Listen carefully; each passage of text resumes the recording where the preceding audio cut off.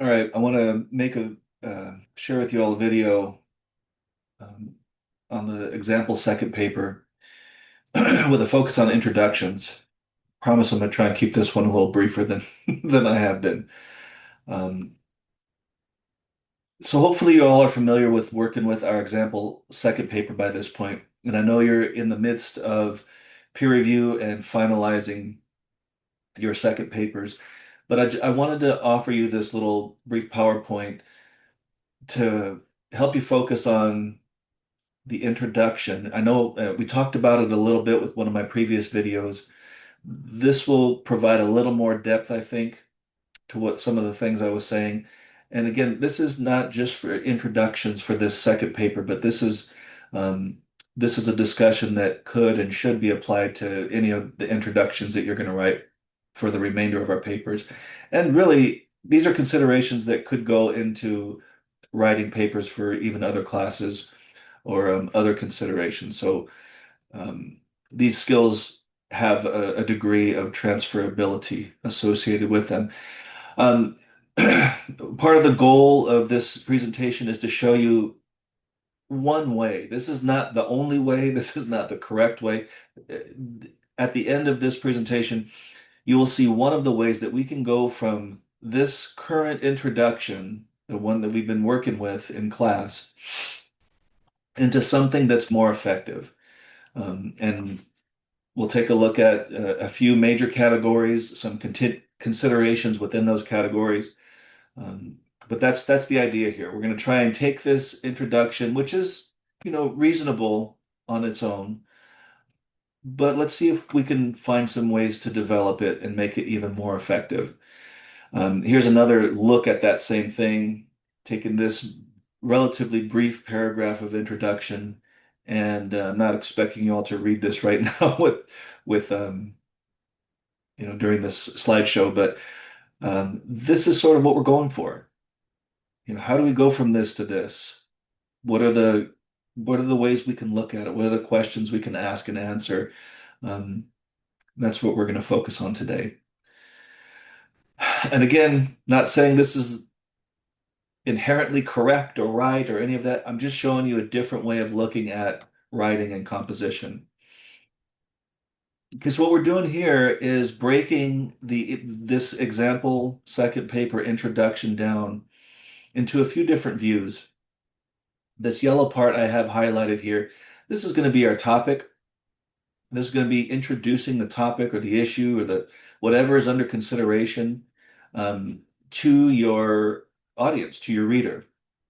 So what goes into that? What are all the considerations? What are all the ways that we should be attempting to hook or grab the reader's attention, provide some context, maybe mention or point to any exigency. This green part, this is like I think I mentioned before in a previous video, this is where we begin to introduce any main texts that we are going to discuss at length or regularly throughout our papers. Um, the final part or the last part of an introduction tends to be, we want to narrow this down, providing this sort of a V shape to the introduction. Start off broad here, and we gradually narrow until we get to this thesis statement that's supposed to be a lot more focused and a lot more particular about exactly what it is we're going to be writing about. Um, anyway, this little color-coded chart may come in handy later in the slideshow, I hope. So here we're talking about, again, that first part, the yellow. Introducing the topic or the problem, hooking your reader, grabbing their attention. The main things we want to do in this part of the introduction is we're presenting our topic, and once we get that topic, we'll slightly narrow the focus a bit onto a problem associated with the topic. Um, and this is going to depend on what type of paper we're writing. Specifically with our second paper, the problem is going to be something that we disagree with the author of a source, something we want to critically respond to, something we want to speak back to. So we'll present um, a broad topic, a broad view of the paper, maybe something to grab the reader's attention, and then we'll begin to narrow the focus slightly, not magnify it completely, but just slightly no, gradually, step by step, we're focusing and focusing and focusing as we move through the introduction. We'll want to be adding context every step of the way, making sure to help situate our reader. Part of that is done by also mentioning any kind of exigency. In the case of our second paper with author March, and the epidemic of faceless trolls on the internet, the the problem is that it does people harm. The exigence is something needs to be done about it because it's hurting people.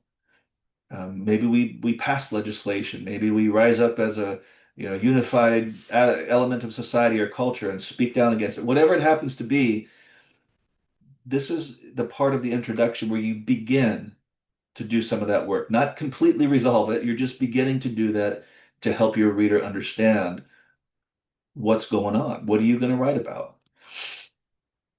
To continue with these introductory matters, the very beginning introductory matters. Um, Once again, this is a little bit of a review based on our previous video.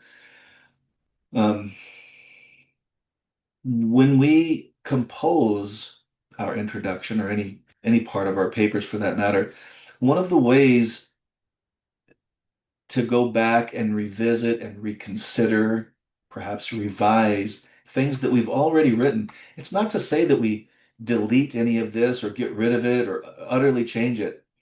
Um, Maybe it's as simple, and often it's as simple as just adding to it. When we just take a sentence at a time, sometimes the internet can be a scary place.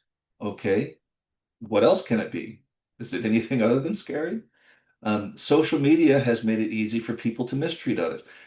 Um, does the internet consist of elements apart from social? I mean, is there anything else going on the internet other than social media? If we're talking about internet being scary and then immediately jump to social media, there's other stuff. I know it may not seem like it sometimes, but there is. And th this is taking care to lead your reader where you want to go step by step, not making leaps, large leaps like this. Again, there's not one way to do this. What I'm trying to show you here is ways to consider our writing that might make it more effective, might help your reader understand what you're up to more. And then on and on. Social, can it be anything other than detrimental? I mean, can it be beneficial in any way? Are there is anybody else online other than trolls?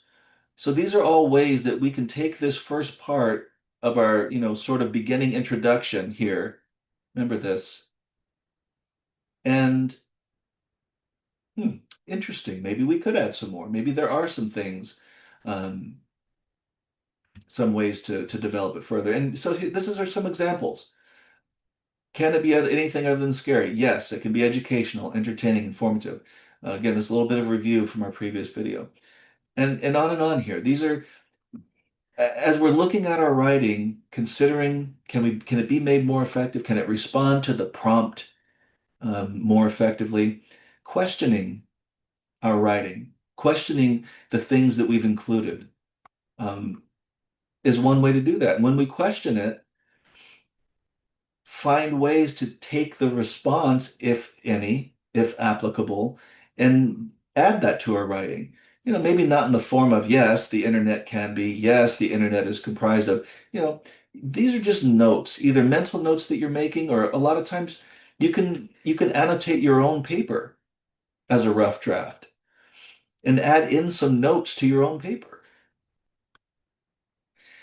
So that when we come back to the same sort of original beginning place. Again, this yellow part, I've tried to keep it as consistent as I can. This yellow part is the beginning part of our introduction, these first couple of lines. That's what this yellow represents. All this other unhighlighted information, that's the stuff that we're adding to it by questioning it, by interrogating our own writing, by seeing if there are any other things we might add to it. So whereas before it just said the internet can be a scary place, period. The internet is a rich source of educational, entertainment, and informational materials. Unfortunately, the internet can also be a scary place. When you do this with your writing, I can't say this enough, it's not that it makes it right or correct. What you're doing is you're demonstrating to your reader that you have an awareness and an understanding that there are other ways of viewing things besides the single view that you're going to present.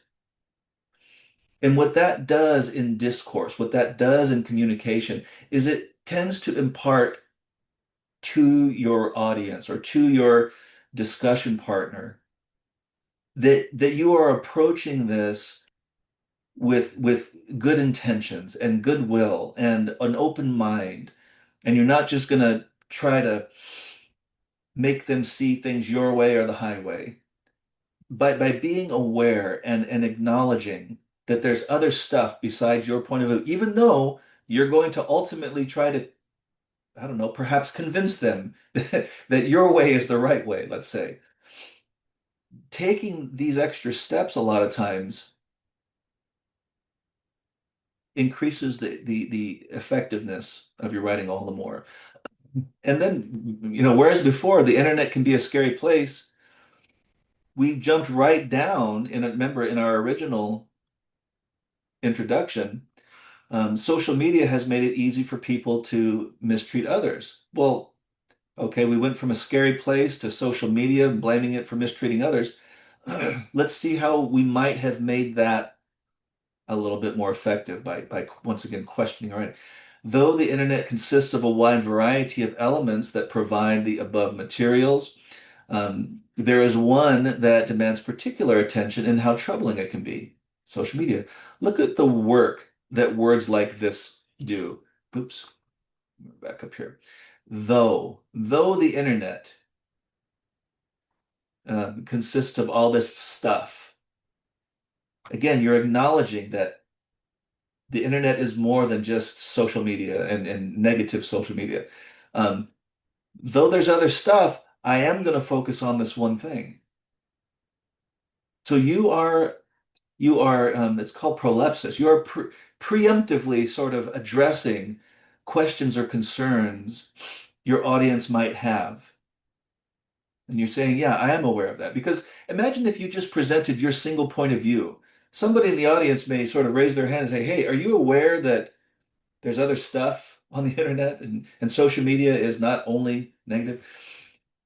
So by doing this, you're setting their mind at ease. You're setting their thinking at ease by saying, yes, I am aware of that, but I'm going to make my point anyway. And then we have a word despite. So we have unfortunately, though, and despite. These are all ways of moving through our thinking. Transitioning, it's called. Another way of looking at it is called signposting. Well, I'll probably have more to say about that late throughout the semester, but I want to move on a little bit. I hope you can see here what we've sort of done um, by taking our original opening lines, seeing, questioning them a little bit, seeing if anything else might be said, and then seeing how that looks as the beginning part of our introduction. Keep in mind, look at the in the past when I've talked about how much space writing takes up, how bulky it looks. When I see a very brief paragraph, the thoughts that go through my mind, this is some of the stuff I'm talking about. This paragraph, this beginning part of an introductory paragraph, is already as long, maybe a bit longer than what we started with here. And I can't say this enough. It doesn't automatically make this right, or even good for that matter, or effective. It's that what we've done is taken a little bit more care in situating our reader into our discussion. Okay. This next part, the green part, recall, is from when we are going to be dealing with our central text or author or main source. So, in a similar way that we were dealing with our introductory lines, it, does anything more need to be said about what we're doing here with our source and our author?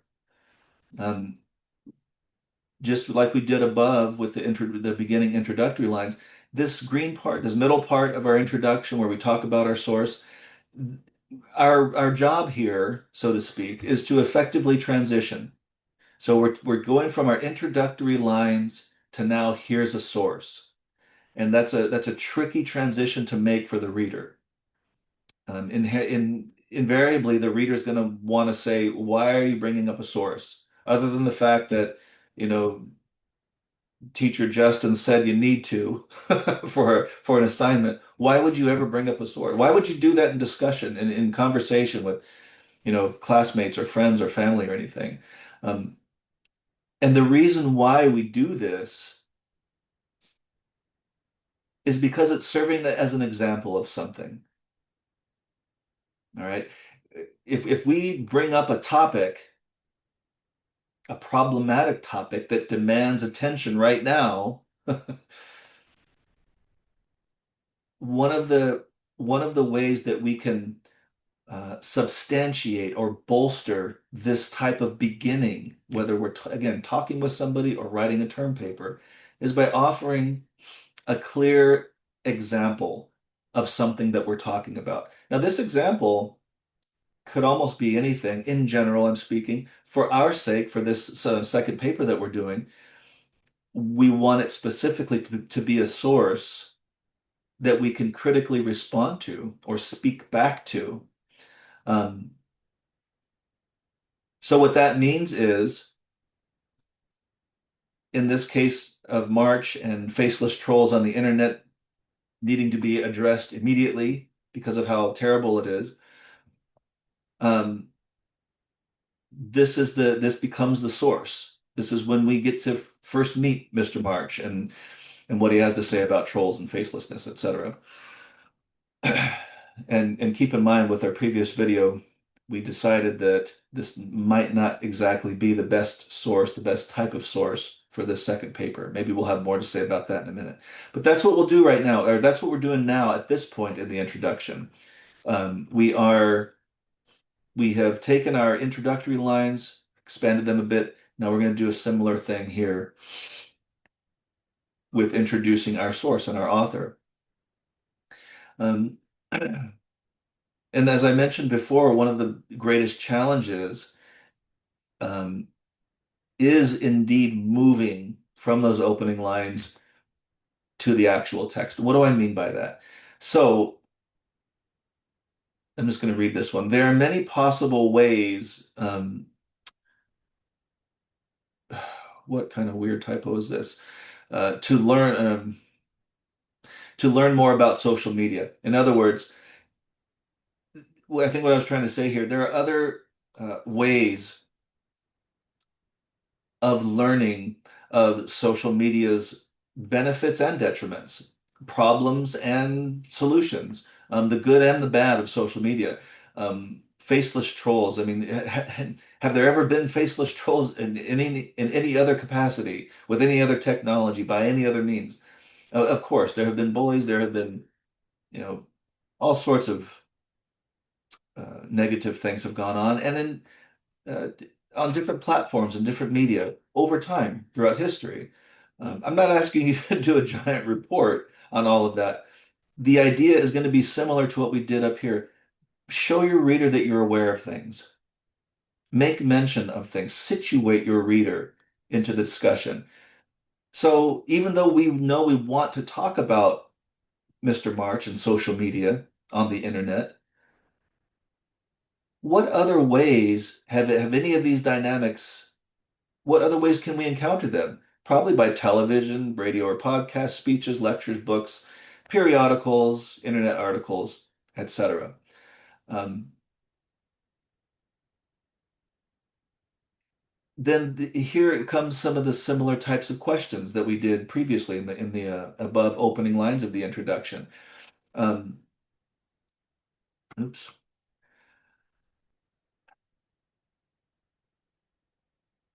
Except here, what we're doing is they're not just questions about the topic necessarily. The questions begin to be steered more toward, well, what kind of source is this? After we acknowledge that there are other ways of doing or finding out information or encountering this problem, this exigent matter. Okay, fine. So that you've chosen a source or you've identified a source that you clearly want to talk about. Say something about it. Say a little bit more than just, I found a source and here it is. Um, why and how does your source, why is it any different from these other options? What stood out about it? Why is it important? Again, I'm not looking for copious, many sentences here. I'm asking you to move swiftly and briskly through these moves to help your reader know why you are talking about a source now when you were just talking about this problem and this topic. Now suddenly here we're talking about a source. Convey to your reader why, concisely, but effectively. Um, and here's what that might look like. Again, this green part is what we began with. We know all the way back up. I'm going to do this a couple more times. Forgive me for the scrolling. But instead of just leaving it like this, the question remains throughout this presentation, can we make this more effective? Can it be developed further? Let's take a look quickly where we left off. Despite social media's potential to usefully and efficiently connect people for the sake of fun, for example, social media has also made it easy for people to mistreat others. Another typo. These people are called trolls. All right. Trolls are a specific strand of the overall discussion that makes up the broad conversation about social media. Again, despite the good that some may argue is inherent to social media, and maybe the internet overall, trolls and the mistreatment they inflict on others is a problem that needs to be addressed. Look what we're doing here. Further contextualizing, touching again on the exigent matter. Um, Acknowledging that some people may argue there's inherent good in social media. That may be true, but we're still going to talk about this problem. I'm still going to go in the direction that I'm going to go. You're acknowledging opposition. You're acknowledging different points of view. You're coming across as well-intentioned, good nature. You can trust me to have this conversation because I'm acknowledging that other stuff is going on.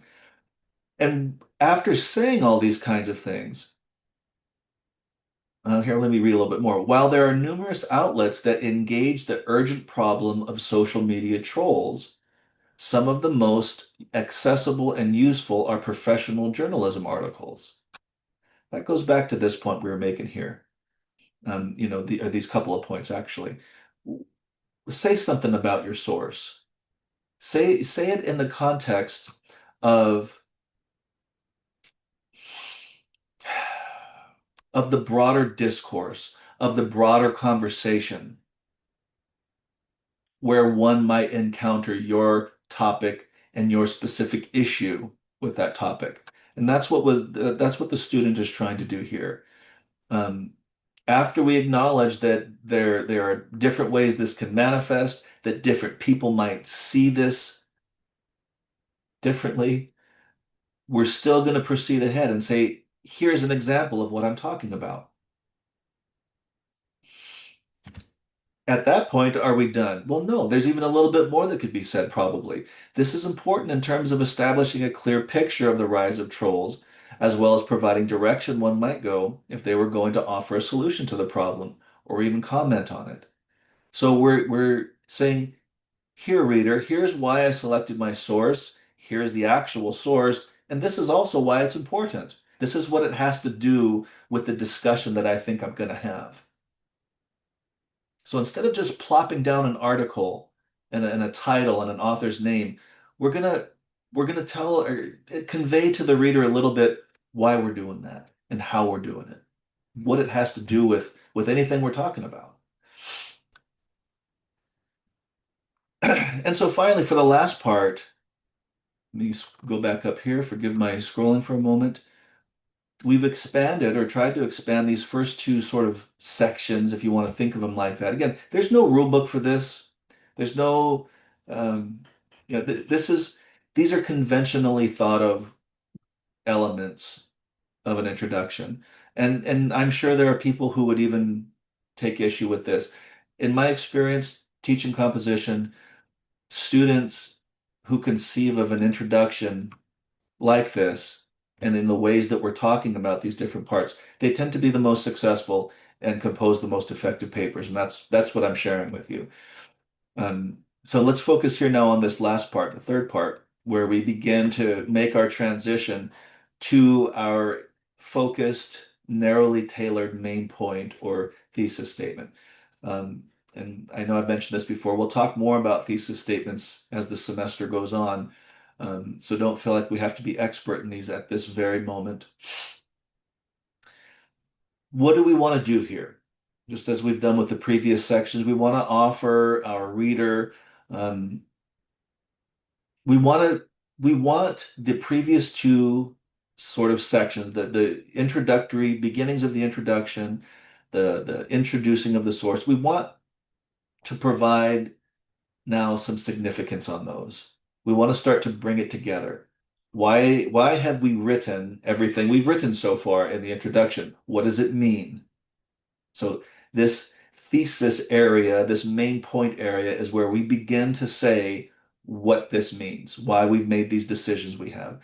And that's a transition now. Again, this will be the second main transition here in this introduction from introductory remarks to then main source or main author to now our focused substantive statement on things. Um,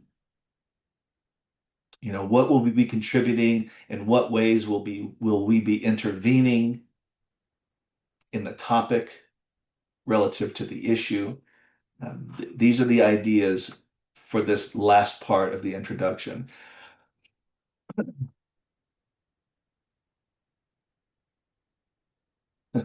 This, all this here could be like the substance of a whole class or two, probably. So pardon me for sort of breezing through it. There's a lot more that can be said. If you're watching this and you feel like slowing down, maybe if you have some questions, I'll be glad to elaborate. In the meantime, we'll hopefully talk about more of these again as the semester goes on. At right now, we're just introducing these ideas and topics. But these Aristotelian appeals, the rhetorical appeals, um, I'm not going to spend too much time on this. Even if you do this, it's fine. Just making mention of ways that you're going to engage with your source, whether it happens to be through a critique of rhetorical appeals, a critique of the author's ideas, a critique of their values, speaking back to them for how misguided they might be or how wrong you think they are. Whatever you do, find some ways to specify that. It's I'm mentioning the rhetorical nature of this because that's what this student originally wrote. Um, and I think I've mentioned this before too. This thesis statement, this main idea, is not terribly ineffective. But there are a few things that can be done about it. Um, I like that there's a I happen to agree with statement. Um, this indicates some sort of stance. It's a little bit clumsy, and what I mean by that is you can express agreement or disagreement or a critical voice or speaking back in numerous ways. Um, but to set that off with its own sentence after you've um, sort of expressed or narrowed down what you're going to focus on with your source, it just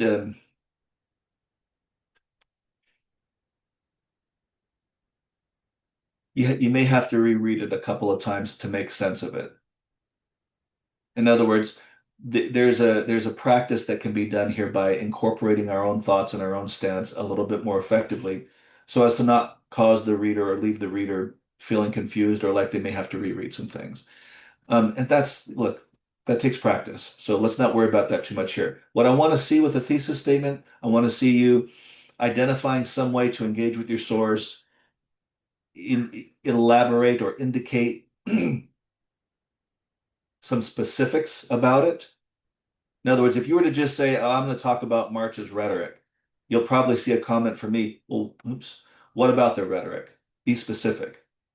So identify a way, offer some specific ways you're going to enter in the discussion, and don't forget to include your stance, your point of view relative to your source or your chosen author.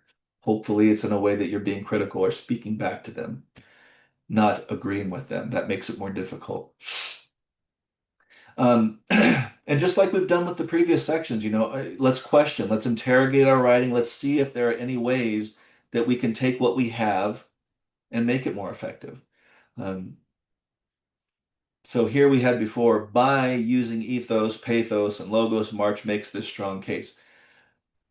Let's see how it might look in a revised way. In light of March's discussion of the problem of facelessness related to social media, one that too often results in the mistreatment of others, I intend to illuminate aspects of his discussion and also extend a few of his points by pointing to my own personal experience. So look at that. That's not necessarily a thesis statement, these first few lines. This is a very effective, I thought, transition going from this middle part where we're talking about the source and introducing the source in effectively contextualizing the history of social media.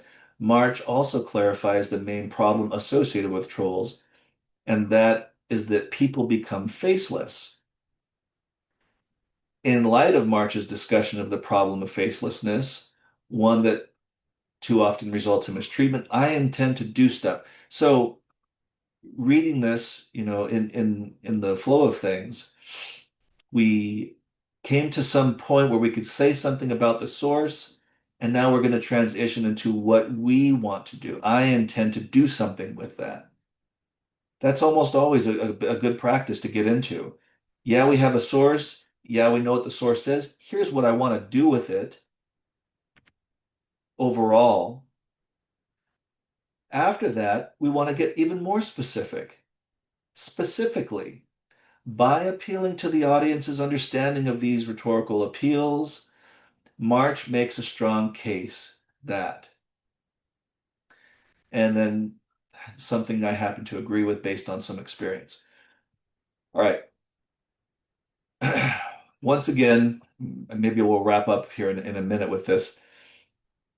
This student, even though with all this revision that was done, going from this briefish paragraph to look at this, again, the highlighted portions, all I did was sort of transpose them over to this side. All this unhighlighted writing, that's what we've added to it. And that's one of the ways, once again, that we have attempted to make this introduction more effective in that the reader now is probably going to have a much better sense, a much more meaningful sense of what discussion is going to take place in the pages to come compared to if they just had only this introduction. And that was sort of the goal of this. That's always the goal of an introduction, is to introduce and situate effectively your reader. Um, I'll just mention this one more time. As meaningful, as effective as this revision attempt was, this student ultimately wanted to stick with agreeing with March. It makes it, I've said this before, difficult to speak back. When you are agreeing with this author, then what are you speaking back to? What are you critiquing? What are you responding critically to? And if you're not going to use your source, then you're going to have to be very specific in the points that your source raises and speak back clearly to those within a source. And that is going to have to constitute the bulk of your paper because you can't write a paper just simply agreeing with your source or doing a rhetorical analysis of your source. That misses the point of the second paper, the summary and strong response. So be aware of that. I know I keep saying it, but it happens every semester. Um, Try to, and the reason why is because we're not terribly comfortable oftentimes engaging with source material that we find disagreeable.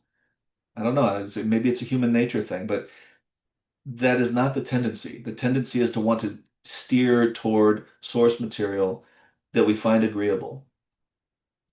And so I am attempting to help us practice resisting that. Lean into that tension a little bit, engage with sources that we find disagreeable, and learn how to more effectively engage with them and critique them or speak back to them. Um, and just some parting things here. You are free to go about these types of revision processes in the ways that you see fit.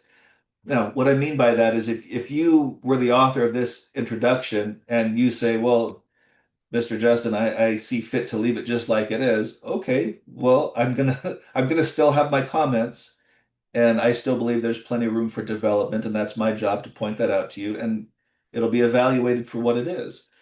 Um, so when I say things like, I want you to do what you see fit, find your voice, express yourself in the ways that you think are effective, the implication here is that I'm wanting you to do that in hopes that you will carefully consider the ways that it is conventionally understood that parts of a paper, like an introduction, can be made more effective. If you can find a way to locate your voice and express it while doing these things, that's where we want to be.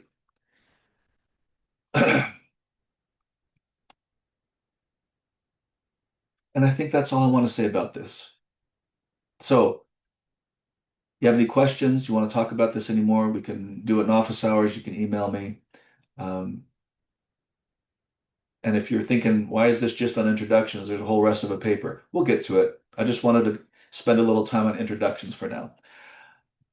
All right. Happy peer review week. We'll see you soon.